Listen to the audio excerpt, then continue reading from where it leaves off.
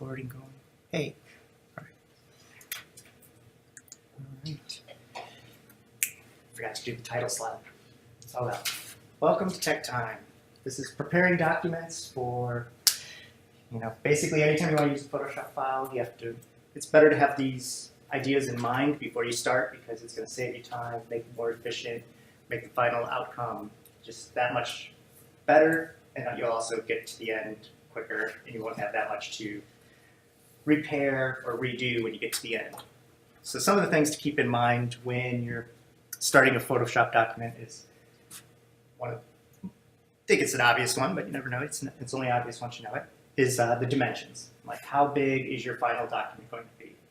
Is it going to be a large poster that's 8 feet wide by 4 feet tall? Or is it going to be a small like letter size little flyer? Is it going to be PowerPoint that's 1024 pixels wide by 768? It's good to know those dimensions right off the bat, because then when you start your new document, you kind of start a new document here. It's one of the very first things it asks you for. And if you're really smart and on top of things too, you'll even give it a title right away, so you don't have like untitled Photoshop document number 1. So you give it a title like test. But right here, like I know what I was doing last because of these dimensions. 1920 wide by 140 tall. That's the displays. So the last thing I did was assign for the digital displays. Jumping ahead a little bit here is like step number 2, which is the resolution. And this is also something you can set here as well. Resolution is good to know because that kind of ties right in with the dimensions. Resolution is like how many pixels there are in an inch. And screens are different than printing. If you want to do something that's going to be shown on the screen, you want 72. That's for like PowerPoint, anytime it's going to be shown on the screen. If you're going to be printing a document, like a poster or a flyer, you probably want at least 175 or 150. Some people will say 300, and I think I even kind of went into this a little bit. Yeah, just kind of rolling one right into the other. I had like a train of thought that I'm still on. Let's get to do this kind of quickly. Let's kind of stay back with document size so we don't get so far ahead and come back. Sometimes I pull down where it says pixels and choose inches because then it's more meaningful. Yeah, I mean, this was just because it was screen, but yeah. No idea how many. So you can Definitely. have different increments. So like width, like a flyer would be 8.5 inches by like 11, and that's like normal letter size. Yeah. And then you'd probably want at least 150. And one of the things I'm going to tell you in like step 3, since we were all kind of bowling right along, is the dimension or resolution is something, as a rule of thumb, a lot of people like to work twice the resolution size. So they like to work, if they're doing print, they'll work at 300 dpi. So a lot of times you'll hear 300. It's not because any printer actually prints 300. It's because then you're working at double the size. So that as you're working and things are getting they're getting degraded. It's kind of like a Xerox machine. You keep making a copy of a copy. Every time you start doing some manipulation of the photo, it's getting a little bit worse, a little bit worse. But if you start it basically twice as good as you needed it to be, by the time you get to the end, you hope that still looks really good. So 300 is kind of like the starting point for print. And some people will start at 150 for like screen design, because that'll kind of come down to 72. The reason you want to do that is because you want things to look crisp and clear. You don't want fuzzy edges or blurriness. So that's where that'll really come in. And the nice thing about doing this up front while you're preparing is then you don't have to go back and redo it. Sometimes you just keep working an image and then it just does not look good. You're just like, I like the composition, it's a great poster, but the artwork's a little kind of crummy. Do I have time? Should I redo it from the start and go back and make it look great? Or is it going to be good enough? It's terrible when you have to make that decision. It depends how much time you have and how important that piece of artwork is. If you did this in the beginning, you don't have to do that. I was going to kind of say too about the dimension sizes.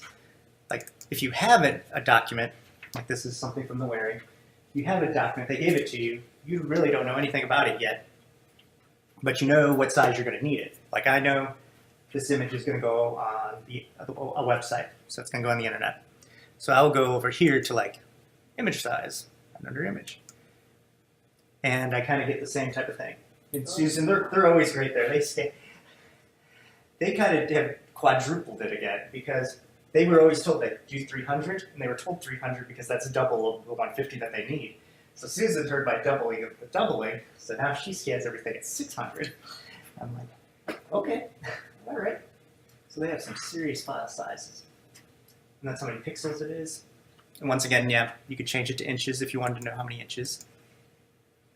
A nice thing, here it will allow you to change the file size. And this lock here kind of locks the proportion so that you don't like stretch it or smush it. So when it's locked, it'll stay proportionally right. Sometimes you want that, most of the time you do. Sometimes you don't, but you kind of can turn it on and off by clicking it. One of the things I have learned, this is just a little trick, is always change the resolution first, because if you don't, like here, which we'll try not to change the resolution first, you'll see. Always go to pixels, because I know I'd want these to be about 800 wide. And I go, okay, well there, it's 800 wide. Let's go here. Now I know I need to drop the resolution down to like 72. When I drop it to 72, it just changed my width. I was like, oh man, why did you just do that? So annoying. So if you do that first, so now it's at 72, and I change this back to 800, it'll stay there. I don't know why it does that. It's incredibly annoying, but especially because it's listed below. If they wanted to, at least put it on top so it would seem like it was going in order. Yeah. But they don't. They don't. It's just the way it is. So that's like zooming in on something on the picture. Well, what I did is actually make it smaller. You can make it larger, but you will lose resolution, which was good about the being at 600 because it was about an 8-inch square at 600. So that means at 150, if you want to print that, you can get it 4 times larger. So you get 4 times 8, 24 inches. You could print that by 24 inches by 24 inches, and it would be good quality. One of those things I think Susan and the wearing people, when in doubt, they just scan probably as high as the machine will go. I wouldn't be surprised if 600 is like the limit or whatever. I also know, too, by talking to David and managing the servers, wearing is unbelievable at just burning through server space like you would not believe. Because all their images, the file size, like megabytes, the KB, their images are all huge. They have a lot of information in them. It's great because that's, it's not going to be, a blurry photo. I can't quite see what it is. Everything will be crystal sharp. But they're always, every time they get a new server, it's like full, like right away. Oh my. It's like, get another one, get another one, get another one. I don't know. That's what they do. That kind of rolls us into like step number 3. These aren't really in order. These are kind of just things to keep in mind before you even really start creating a document. I was talking about the media type, and that would be if it's going to be for print, or if it's going to be for a website, or for PowerPoint, or I don't even know what other type of medias we really do here, but we did some video. Video is nice too. Video is funny because they kind of like 96 for some reason. That's a screen at 72. I don't know, I think because of the motion, it gives it a little blur. Yep, and then I got the same thing. It's a rule of thumb, kind of double the size when you start, because it's always nice at the end to kind of kick it back down. Another thing, this is number 4, is like, actually I have a meeting with these people later today or tomorrow. The branding people. And just branding in general. It's good to know up front if that's going to be something you're going to need to do. So if that's something you're going to need to do, make sure you have a good quality logo ahead of time. Make sure you kind of have the color palette ahead of time. Either have the codes, or you could just have the palette and just the eyedropper tool. The codes are actually better because then it's exactly right. Sometimes the eyedropper tool shifts the color just a tiny bit. Nobody can really tell usually, but sometimes if you see 2 posters right next to each other and like the blue is just a little bit off or something, sometimes it's the printer too. Because the printer doesn't always match perfectly.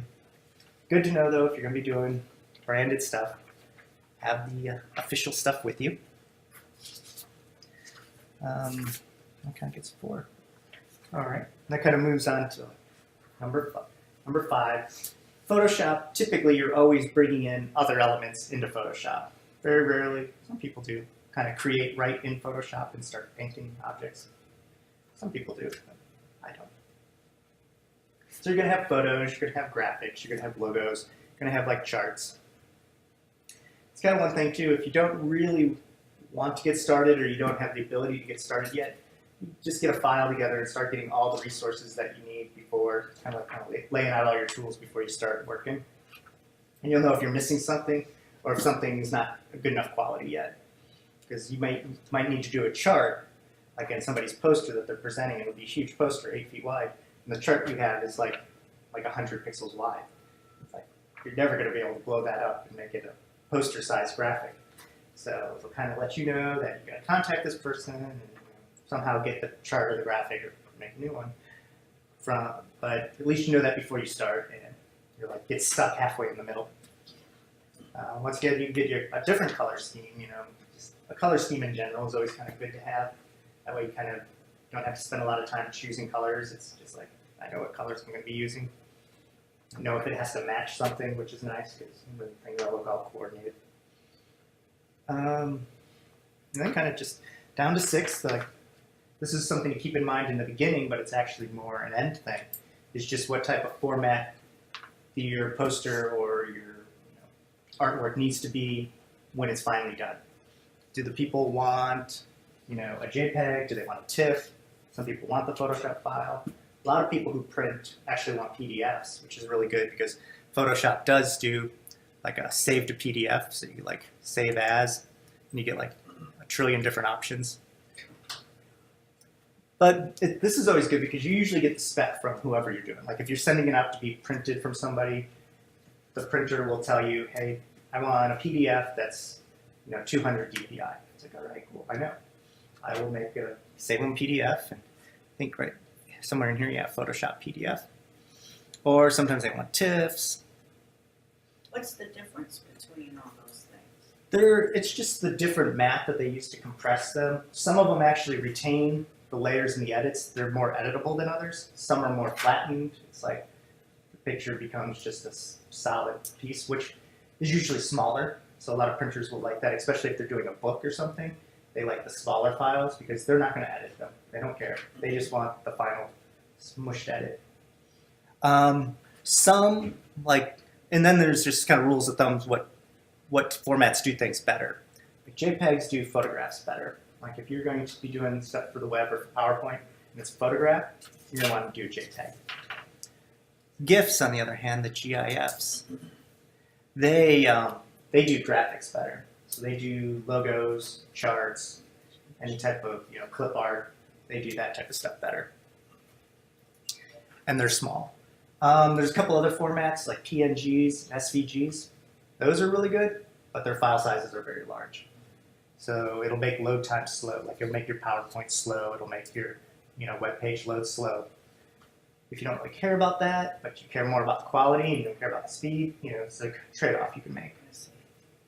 So that's when you're kind of weighing out the lesser of two evils with that. And that's what a lot of these are. It's compression. It's like how small could we make the final file size while keeping the quality somewhat, professional looking. Those were just my quick tips today about kind of getting ready to start a Photoshop file. I didn't even really need Photoshop running today. There is one little thing I saw. They've changed how you save for the web now. You used to do a save. I think it wasn't save as. It was cancel. There used to be file save for web. Oh yeah, save for web legacy. That used to be the way to do it. Now they want you to export. And the interesting thing about export is one of the reasons they want you to do that now is because over here in the metadata, you could really load up and put a lot of different stuff in there. And they want, pings and JPEGs and GIFs, SVGs. And when you pick one, you can kind of say what kind of quality it is. And I don't really like the new way of doing it. That's what they like. I'm trying to force people to do it. Who knows? All right. Well, questions? Fun things. Any ideas for topics for next month. Anything next month? How to do everything.